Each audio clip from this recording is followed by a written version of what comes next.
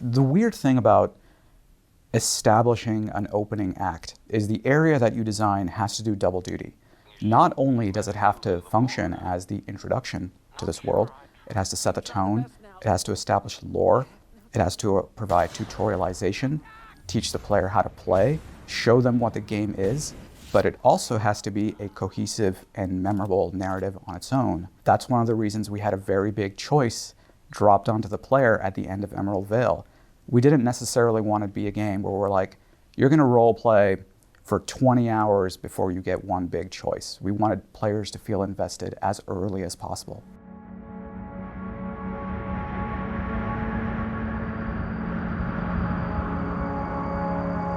Hello and welcome back to our series on The Outer Worlds. In today's video we're going to take a look at two elements of game design that go hand in hand: world building and quest design. On The Outer Worlds, level designers and writers collaborated together in small teams. These teams worked to create each planet, city and town, along with the quests that would bring the player from location to location. We'll dive into some notable quests a little later on, but first let's set the scene. The Outer Worlds takes place in a solar system called Halcyon, featuring a dozen or so celestial bodies, but most of the action takes place on 2 planets and 1 asteroid. The first planet is called Terra 2 and contains 3 main areas: Emerald Vale, the opening chapter of the game; Roseway, a lush environment that follows soon after; and Byzantium, an affluent city that has reached about halfway through the game. Originally these were set to be connected via an open world hub, but that element was cut from the final game due to time constraints. Then there's the other planet, Monarch, which does contain an open world hub that connects its 4 main cities: Cascadia, Fallbrook, Stellar Bay, and Amber Heights. As we covered in the first video in this series, a third planet was cut from the game, and some of the quest content from that area landed on our third main location, an asteroid called Scylla. And then there are a few smaller areas you spend time on, including your ship, a spaceport called Groundbreaker, Phineas's lab, and a special location for the end of the game. We don't have time to cover everything, but there's still a lot to cover, so to keep things simple, we're going to tackle this in the order in which they appear in the game. So before we explore the far reaches of this solar system, we're going to take a look at the opening chapter, Emerald Vale, your first trip to Groundbreaker, and the area that many players turn to next, a level that was in fact the original vertical slice for the Outer Worlds, Roseway.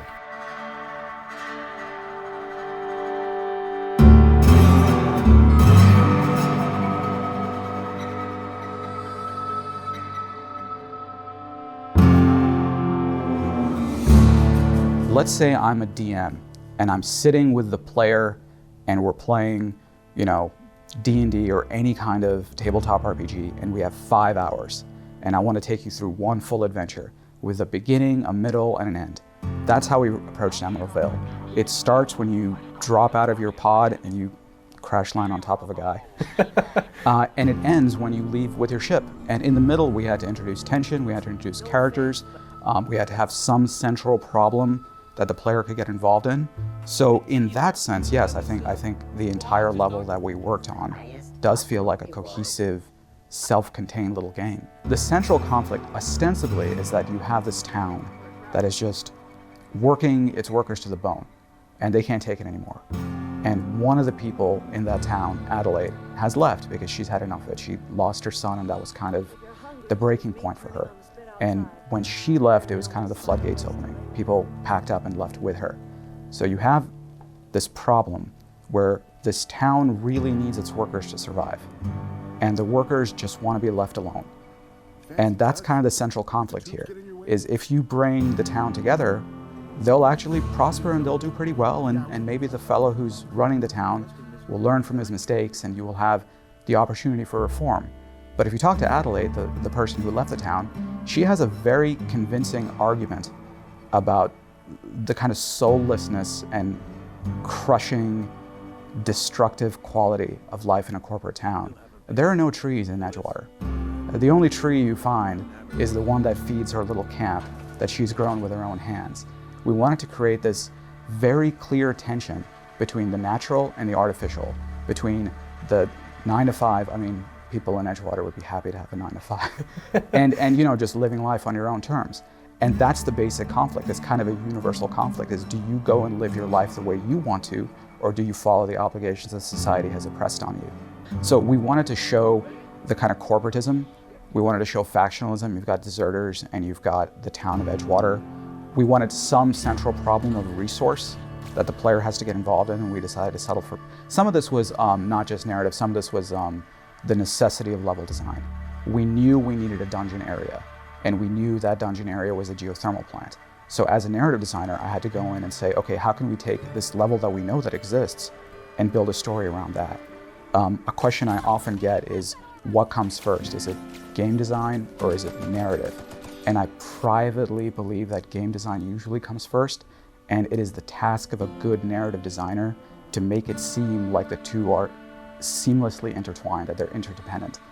But all the pieces of a good game still had to be in Emeraldville. You needed a dungeon, you needed two factions at war with each other, you needed memorable characters, some kind of companion that you can get attached to. So we put all that together, and then we built a story around that. Just checking your ship's manifest. Standard procedure. Welcome to Groundbreaker, by the by. So Groundbreaker, when I joined the project, it had already been blocked out by another designer. It was actually 3 separate levels when I first joined, and one of the issues we were running into was just the number of load times and load screens, because often when you landed the docking bay, that was a separate level from the main promenade area, and we also had like an entirely separate bridge section of the Groundbreaker. So a lot of your quests, that if you had to go report into the bridge, meant you had to go through 2 other load screens just to talk to one NPC, just to leave the ship to go back again. So one of the first things I did was actually combine the levels down into one. And originally we basically took all 3 of those sections and combined them into one level, and we're trying to see how that would work. As we were developing the game and adding more side quests and looking at how much we could actually get done, we realized that was far too much level for us to both finish on the art side and also wouldn't fit into the memory constraints on consoles. So we ended up cutting the bridge section of the Groundbreaker, and things like the medical bay and a few other areas that were part of that section got relocated onto the main central area of the Groundbreaker. So there was a lot of grabbing different parts between different Unreal files and moving them around and relocating them again. On the memory side, all the different the character meshes, the different outfits they'd wear, the different the hairstyles and different facial meshes, all get loaded into memory. That on top of all the assets that were loaded in as part of Groundbreaker were just more than what we could actually fit into the console memory budget. So we had to do a lot of work toward the end to get that all working. When you go into the Groundbreaker, you enter that main promenade room. We just wanted you to feel a little bit almost overwhelmed. I'm now stepping into Times Square or something along those lines, where you see all these billboards, all these advertisements, all this color, all this movement, and you're not quite sure where to settle your eyes, and you're just trying to take it all in. Groundbreaker is a really fun area. There's a lot of exploration you can do there. That's credit to our area designers for planning that out. The environment kind of tells its own story. It has this nice mix of merchants, some of whom are more keyed into the corporate environment than others. And then Junlei kind of as the top of the pyramid of the anti-corporate mindhood.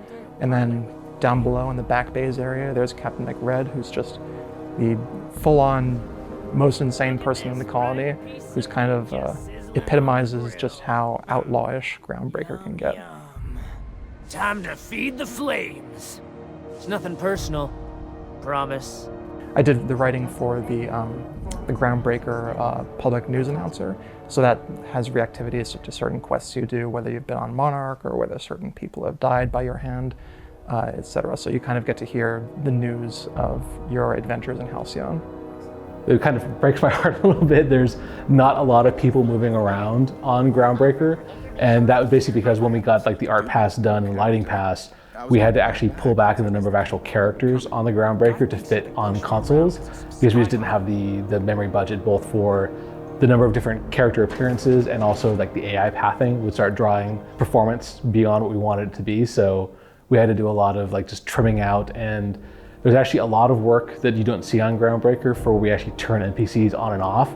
So when you walk into one of the side rooms, the bar, the Lost Hope bar, all those NPCs get turned on right before you open the door, and everything else behind you gets turned off right as the door closes. So one of our designers had to spend a lot of time going through and like timing all that and getting that working. We have this ever-flowing use of neon lighting all over the place that's kind of tracked along the bars, as well as these hologram images that kind of like flicker and just like pop, pop, pop, pop with color that help illuminate the bars inside and stuff. So when you go in, you get that kind of Old West feeling, but you also know that, hey, yeah, we're not definitely in Kansas, we're somewhere else.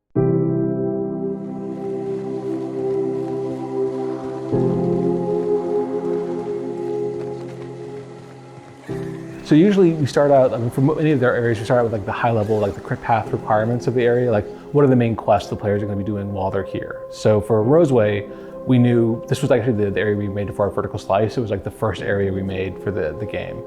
We knew that the player would be going there to do Anton's quest, the distress signal, trying to get information on his research and the diet toothpaste. That was one of the very first quests made for the game. So we knew that was going to be sending you to the covert lab, which would be like one of our bigger dungeon spaces for the area.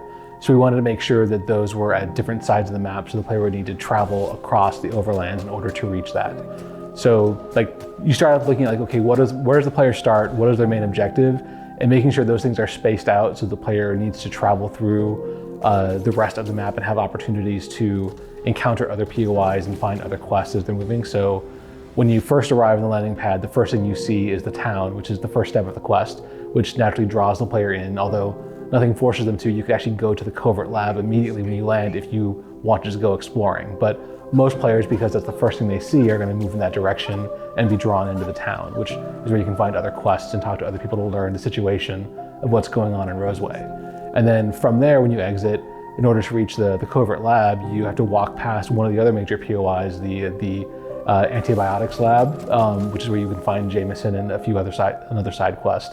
And then as you're just wandering through the rest of the overlands, there's more opportunities for combat encounters and to go exploring to find some treasure and loot. Roseway, which not only was our original map, it was our vertical slice map.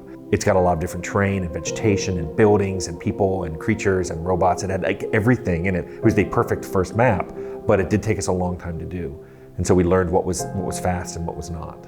And that's how we quickly learned, like some maps, Scylla went very quickly, because Scylla, even though I think it's gorgeous, is mostly skybox. I think out of the few directives that Tim and Leonard gave me, that was always one of the high ones. I want to look in the skybox and see something like just magical and stuff. Like when I get off into Roseway, when we're making the vertical slice level, I want to see those two moons and I want to see the ring around the planet itself. Something that always reminded the player, like, you are in a space frontier. You are not just on Earth, but you are someplace completely different. And then we echoed that sentiment throughout the world as well. So you'll walk into a building and you're in the foyer and you see these like almost like star-like pattern lights in the world. Or you walk into the OSI church and on the ground you see like this floor plate of, and again, like a solar system and with moons and planets. And if you looked up at the ceiling, you saw this starry sky. So not only when you looked out at the sky, but also when you were within like buildings and stuff, you would always be reminded you're in space.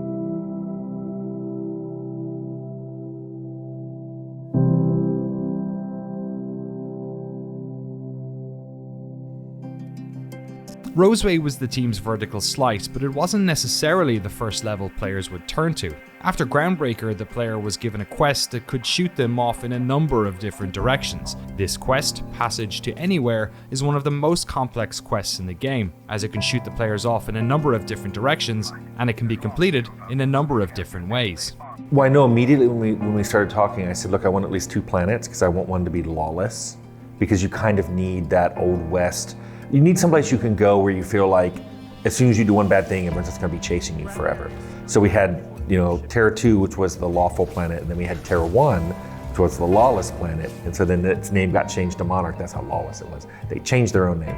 So it gave the player a good sense of here's my complete fun area, and then here's an area that's a lot more refined and gives me a sense of what being in a space colony would be like. One of the main crit path quests I worked on was the Passage to Anywhere quest. It's kind of the handoff between Emerald Vale and Monarch. Phineas Well is telling you that you need to get to Monarch, and in order to travel to Stellar Bay on Monarch, you need a nav key. And the only place to get one of these is by going to Gladys, a black market vendor on the Groundbreaker. So you're sent there to buy the nav key, but Gladys is willing to sell it to you for a decent amount of money at that point in the game, and she offers you a few leads on jobs you can take to go and earn the money in order to purchase the nav key. The easiest way obviously is just either having the money or earning the money and purchasing it from Gladys. You can also, if you want to just not work with Phineas at all, if you go talk to Udon Bedford on the Groundbreaker, he can actually put you onto the board path where rather than getting a nav key from Gladys, if you basically betray Phineas Wells to the board, you can work with them and then get a nav key to Stellar Bay as part of that quest line. And then at that point you can betray the board and go back to working with Phineas. So there's lots of options for double dealing there. But some of the quests Gladys will give you are like the Distress Signal quest, which sends you to Roseway in one of the areas on the planet of Terra 2. You can also get quests to work with Junlei Tennyson, who's the captain of the Groundbreaker, and other side quests from various people you can meet around the Groundbreaker that can help you earn money. So one of the options from the very beginning of the game is that there's an area on Monarch called Cascadia that you can just travel to directly, which Phineas and other people will warn you is a very dangerous option, and if you're under level is probably not the best way to go.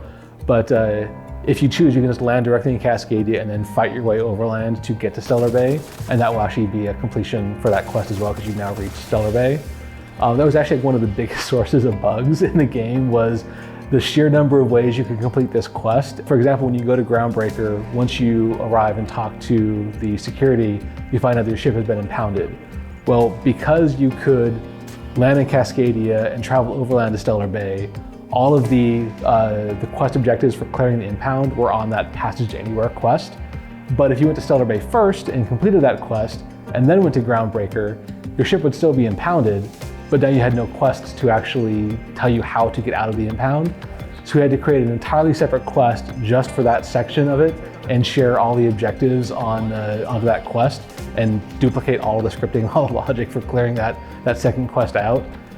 The very first iteration of that quest actually sent you directly to work with Vilya Hagen, who is the head of Sublight, the Sublight shipping and salvage.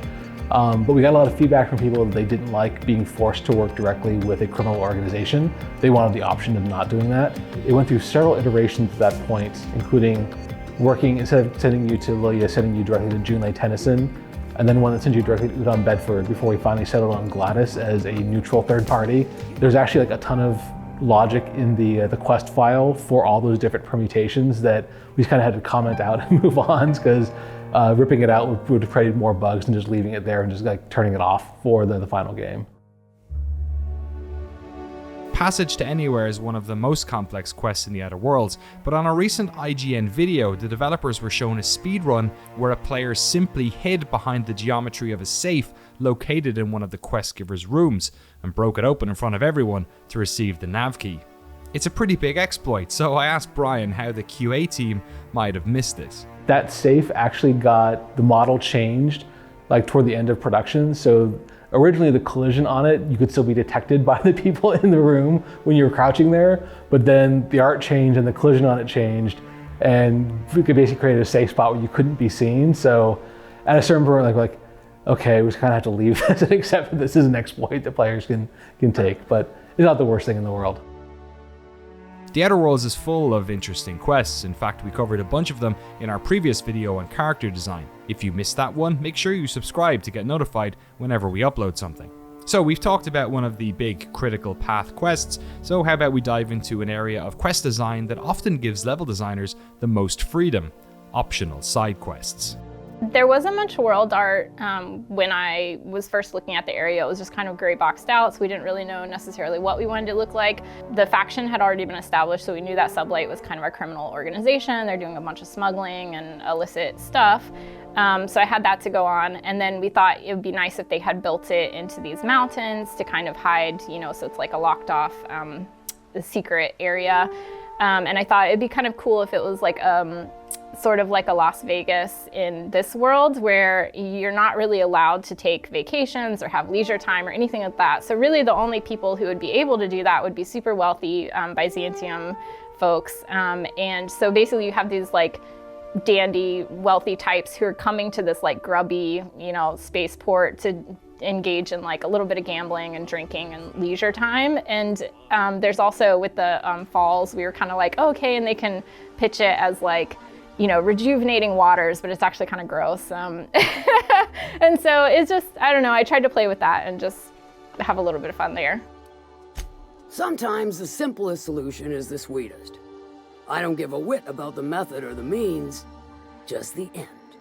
So I did know that they wanted the quest to be, hey, she wants to send you to the CMP factory and take out the owner. And I think that was the original premise that we had to go off of. So in Monarch, they pretty much only have salt tuna because the planet is blockaded and they don't have a lot of resources coming in and out. So everybody lives off salt tuna.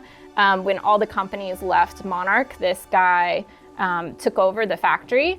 And so it was kind of like, all right, he has the monopoly on wurst and, you know, other meat products in the area. And I thought she would be like, you know what, I'm tired of eating salt tuna. I want this for myself, or like it's a great cash cow, basically. So she sends you out there, and I thought to make him more interesting, maybe he should have some type of megalomania going on as you play through. I think each area that you play through ideally should tell its own story in addition to tie it into the larger game story. So the story I was trying to tell in the CMP factory was that actually this guy is like serial killing his employees, because it's basically a situation where when you're working at the factory, if you get 3 infractions, then you're called up to the boss's office, and then you're basically canned, literally at that point. And then it tied into going on in parallel. Another writer was doing our Cannibal House quest, and so I thought, oh, that'd be really fun if we could tie those together as like a little Easter egg. And so Carrie had written some lines where they're like commenting about how borscht is like the cans from his factory are like the only ones that they think are really tasty, and it's like, well, because they have people in them. But yeah. I worked on various ones. Like there was the Captain Arian side quest on Scylla, where you have to basically, you're trying to get medical robots for the sick bay on Groundbreaker, and the delivery guy is Captain Arian, who's like been shot down, is now being held hostage by outlaws on Scylla, which was going to be a fun quest, but then the voice actor we got for Captain Arian did this like perfect Zap Brannigan knockoff voice. Like, it was so perfect. Tremendous work, friend. Here I was readying a daring maneuver, and you've come and saved me the trouble. It's the same voice actor who did Vicar Max, I believe, and they're so completely different deliveries. Like, they just did a fantastic job bringing those characters to life. So that one became like way more entertaining because of that voice actor's delivery. And if you have Ellie in your party when you meet Arian, they have a history that's fun to see the back and forth there. So that was always fun. And farewell to you, dear Dr. Fenhill. I trust I'll see you next I find myself on the Groundbreaker. You'd better hope not. There's a woman you can find in Stellar Bay who's telling you that her son has gone missing, and she wants you to go and like save her little boy. Which then, as you're exploring through the game and going over Monarch, you find out that her little boy is actually a 40-year-old man. I kind of want like every RPG has this like save my child quest. I want to do just a turn that was like, actually this is like a supremely overprotective mother who just needs to chill out, and her son's trying to live his own life. And then when we got the voice actress who did the acting for the mother, she did such a perfect job of just going like the histrionics, going so over the top. I warned him. A raptidon would snap him up first chance it got. I just know one's ripped his arm off and is gnawing on his sweet little fingers. One of our narrative designers, Megan, who actually was in the recording session for that, sent me a link to all the voice files, and I was just cracking up. Like, that actress, she did a perfect job. She captured like that overprotective mom character so well. It was great. I mean, she was overprotective, but he had joined a band of religious zealots. Yes, but that versus that mother who wouldn't go for that option. So we actually had several different ways you could do it. Obviously, there's like the straight up way where you go locate the guy and convince him to return back to his mom. Like, if you have enough good dialogue skills, you can convince him to go back and like settle things himself, not run away, try and like be an actual adult and have a conversation with his mother. Some other ways you can do it is you could threaten him and say that he either goes back and tells his mother that he's come back for good, or you'll kill her. So basically you're either gonna you're holding his mother hostage to him returning so you can get the reward you want. Which also, if you do that, Once you go back and get the reward, you can then tell him, okay, you're free to go. I just wanted the reward. I didn't care if you actually stayed or not. You can actually like talk to him and he can convince you to like, take this ring. It's like the proof of my identity, take it back. So like she thinks he actually died. So it's basically, I hate my mom so much, I'd rather think I'm dead rather than go back and talk to her. Or you can just kill him outright, take the ring and go back and get the money. So there's a few options like that for things you can do.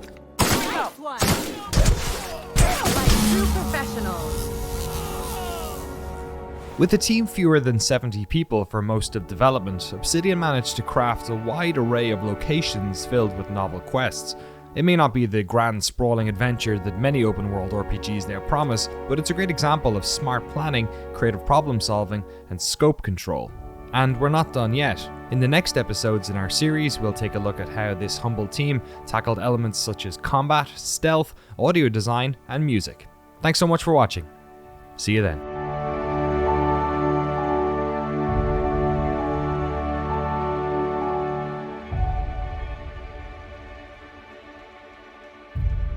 Can you hear me? Is this thing working? Ah, there you are. Now, where were we? Oh, yes, the smuggler. His name is Hawthorne, and he should be waiting for you at the landing site. He's to be your chauffeur, so to speak. Not to worry. I'm told he's a specialist. Dashing gunslinger, one-of-a-kind ship, that sort of thing. You'll like him, I'm sure. I've also outfitted you with a simple wireless monitor, so I can track your progress. I'll check in with you as soon as you land. Good luck. All the colonists are counting on you.